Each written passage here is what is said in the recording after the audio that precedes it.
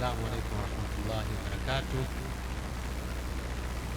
Alhamdulillah, wassalatu wassalamu ala rasulillah Sayyidina Muhammad ibn Abdillah wa alihi wa sahbihi wa man walah.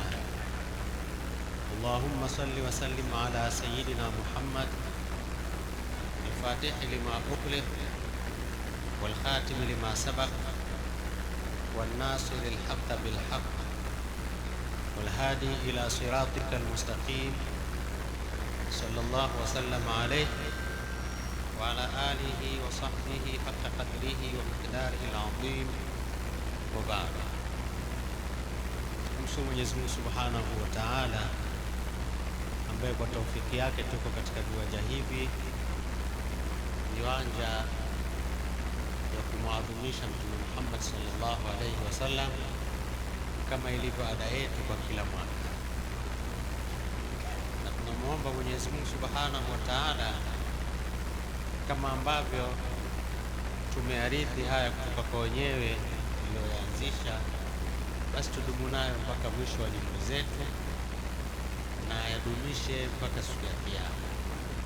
Lakini tunaomba pia Mwenyezi Mungu kupe baraka za wenyewe walioyaanza haya inshallah. Ndugu zangu, tuliyemkusanyikia ni Mtume Muhammad sallallahu alaihi wasallam. Mtume Muhammad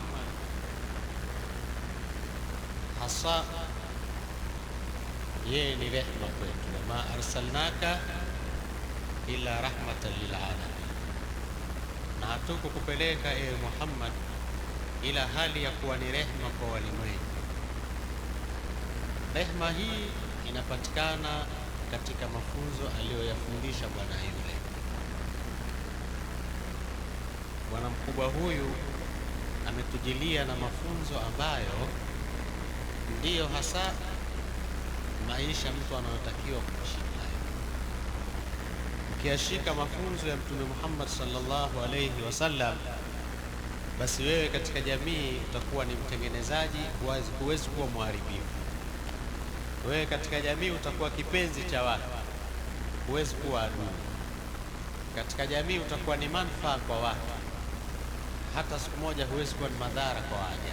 Mwenyezi Mungu Subhanahu wa Ta'ala, tuchukue tu katika mafunzo matatu ambayo Mtume Muhammad sallallahu alayhi wasallam alimwambia sahaba wake Abu Dharr al-Ghifari. Tuyashike hayo, tuishi nayo, na kila mmoja lau anayashika na akaishi nayo, basi hakuna mtu atakayekuwa bora kama Muislamu aliyashika haya. Mtume anamwambia Abu Dharri, la aqla katadbir, hakuna akili, hakuna utambuzi kama mtu kufikiri vizuri kile unachotaka kufanya. Kama mtu kuyapangilia vizuri mambo yako na kutaka kufanya lile la kufanya, basi ulifikirie kwamba hili litakuwa lina athari gani na lina manufaa gani. Idha aradta an taf'ala amran fatadabbar aqibata, in kana khairan famta, in kana sharran fanta. Taka kulifanya jambo lifikirie vizuri mwisho. Jambo lile likiwa ni kheri litende, lakini likiwa ni shari liache, katazika nalo. Anamwambia la aqla katadbir, lakini pia anamwambiaje? Wala kaffa wala waraa kalkalfi, hakuna uchamungu kama kujizuia na maasi. Hakuna uchamungu kama mtu kujizuia na yale aliyoyakataza Mwenyezi Mungu Subhanahu wa Ta'ala. Manake ni kwamba viungo saba, moyo wako, kitu cha kwanza kabisa ukisafishe, yasiwemo ndani ya moyo wako yale yaliyokatazwa. Ulimi wako usiseme yale Mwenyezi Mungu aliyokataza. Mkono wako usifanye, usishike kile alichokikataza Mwenyezi Mungu. Tumbo lako lisile kile alichokikataza Mwenyezi Mungu. Tupu yako isende katika haramu.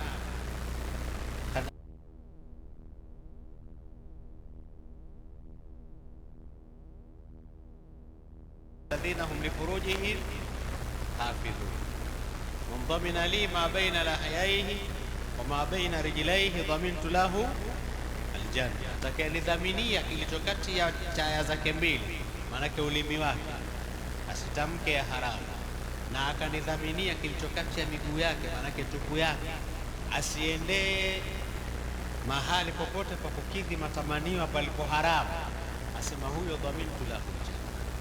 Kwa mtu akaichunga tupu yake isifanye alilolikataza Mwenyezi Mungu, lakini akazuia ni miguu yake pia isende pale alipokataza Mwenyezi Mungu, basi huyu akitekeleza tu yaliyo wajibu, ambao kuwatekeleza ni katika kujizuia na haramu, asitende sunna hata moja,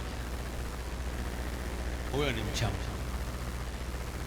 Kinyume chake, fanya amali zako zote, kesha msikitini, funga kila siku, shinda na saumu, lakini kama kuna mambo ya haramu wayatenda, wewe hufai kuitwa mcha Mungu, wala si mcha Mungu kama, wala si mwadilifu hata uadilifu. Hata mwanao mwenyewe pia hufai kumuoza. Manake wewe hufai, huna sifa ya kuwa walii.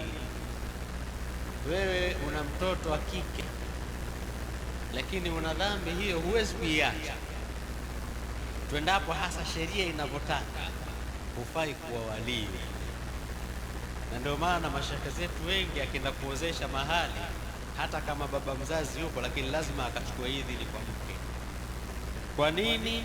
Pengine huyo mawali wenyewe siku hizi ndio hao tena, hawana zile sifa za kuwa mawali, manake si waadili.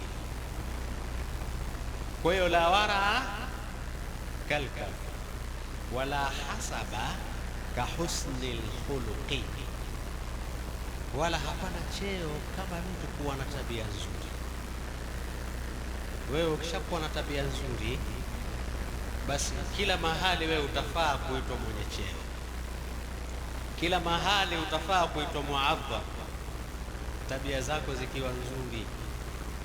Haslatani la yajtamiani fi mu'min, albukhlu wa su'ul khuluq.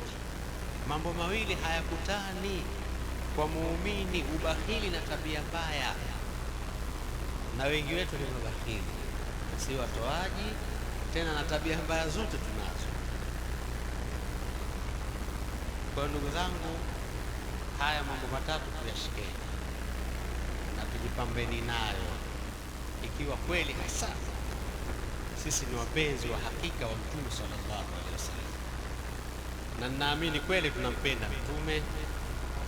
Kwa kuwa tunampenda, basi kwa baraka ya mapenzi haya, basi Mwenyezi Mungu atuwafikishe tuwe wafuasi wa hakika wa kumfuata Mtume sallallahu alaihi wasallam.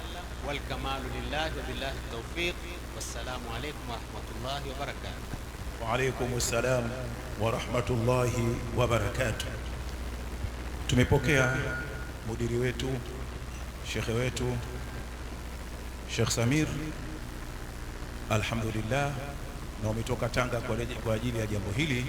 Tunakushukuru, inshallah Mwenyezi Mungu akubariki na akujaze kila la kheri. Tuseme amin.